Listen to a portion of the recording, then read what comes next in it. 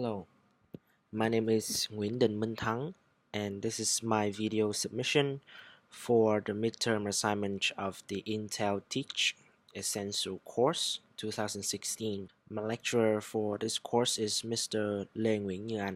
The unit portfolio that I built is based on unit number 4, Changes of the Book Solution Advanced 4th edition, but I can only find the image of the 2nd edition here, which is weird. There are some key grammar points in this unit that are worth mentioning later on. So the unit portfolio includes 5 subfolders. They are, in alphabetical order: assessment, student sample, teacher support, unit plan, and unit support. In the folder assessment, there are 1, 2, 3, 4, 5, 6, 7 files used to keep track of students' performance. As for the folder student sample, there are just 2 files: the sample brochure and the sample presentation outline.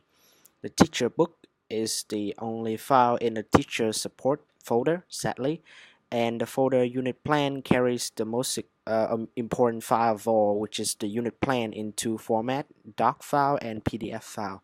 Finally, unit support is home to several additional documents and video for further research.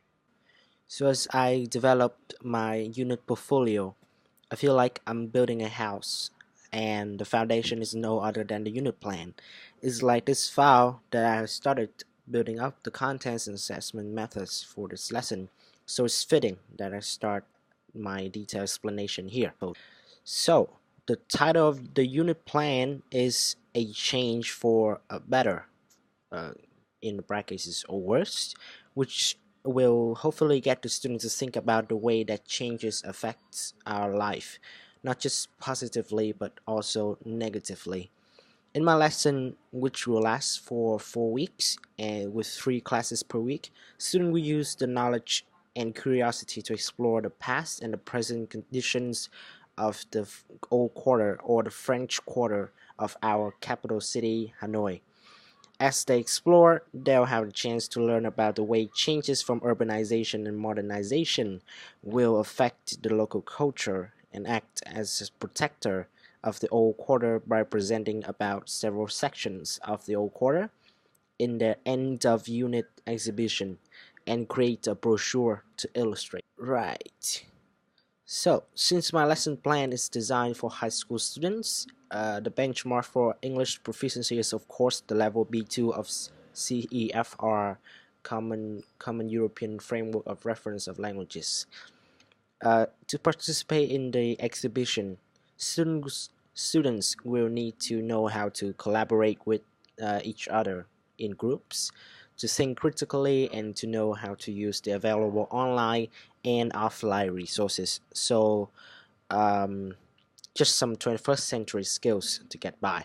The outcome of this unit is for students to answer the given curriculum framing questions, especially the unit questions such as how can we preserve the local culture, and how can tourism alter a historical area. They will be more aware of the importance of cultural preservation, obtaining related historical knowledge, and an understanding of the value of the old quarters to Hanoians in specific and to Vietnamese in general. Students will also learn how to design an effective brochure to attract attention, along with the effective method of communicating among group members. So that's the outcome that I'm looking forward to achieve in this unit. The assessment timeline, as can be seen here, is pretty straightforward and quite simple. I helped the student plan a project by providing them with knowledge related to the topic and how they will be scored in the preparation phase for the project. As they get on the project, during the process of preparing for the presentation and the brochure, I'll let them assess each other with these things: think, pair, share, and peer feedback, and then I will let them assess themselves with these 2 things. After the project work is completed, I'll assess students' performance by collecting peer feedback from students of other classes, as well as marking based on a product scoring rubric, which will be introduced to them twice actually. The assessment summary is basically what I've just mentioned before, but just in a very specific section so that you can take a look at it. So how will I use these methods to assess my students? It is in the instructional procedures, which will be divided into 4 weeks of. So for the first week is all about equipping your students with background knowledge about the project.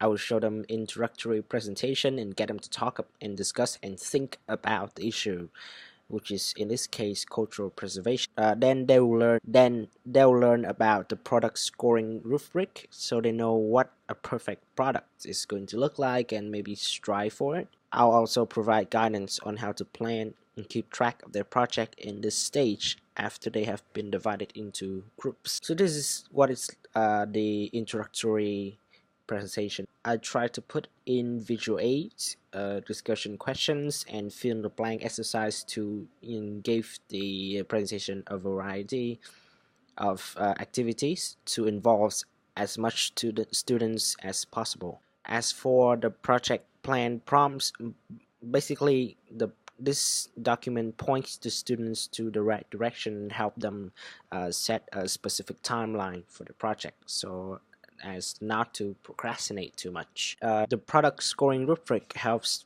both students and teacher to know what to expect from each other in terms of both the contents and the design and the visuals of the final products, which is of course an informative brochure. There are specific descriptions and criteria for how they will be judged and the maximum points for each criteria, so it's pretty straightforward. Finally, there are some prompts to help students kick off the project by asking them guiding questions so they can navigate and understand the mission thoroughly, like these. After that is week 2, during which students need to show their understanding of the issue through class activities such as discussion and feedback, the progress checklist, and the reflection of what they have learned so far. So, students will have class discussion in groups and try their best to answer the curriculum framing questions given. And then 1 or 2 students from each group will switch to other groups and present their strategy for the final products. And peer feedback will be provided afterwards for each group in this form, which includes the grammar point of using conditionals for giving suggestion. The progress checklist includes different steps for students to have a strategy for the preparation of the final exhibition. Step 1 is of course do research. Step 2, rank priorities. Step 3, prioritize key messages and create execution plan. Step 4, compare the ideas with other groups. And step 5, preparing for the final exhibition. In the middle of their lesson, they will have to provide some reflection on what they have learned so far in the forms of short answers like these, and they will have to use some comparison structures because these are grammar points in this lesson. Week 3 is a continuation of week 2 with an addition of the think, pair, share activity. During this week, students will continue to receive feedback and comments from both the classmates and the teacher so as to keep the final exhibition on the right track. The role of the teacher is to encourage a smooth think, pair, share activity so as to allow ideas to flow freely among groups in the class. Also, he or she needs to show the role of the key opinion leader and make sure students are engaged and well prepared for the exhibition. And finally, in week number 4 is when groups of students participate in the end of unit exhibition and present their products to students of other classes who will be invited to join.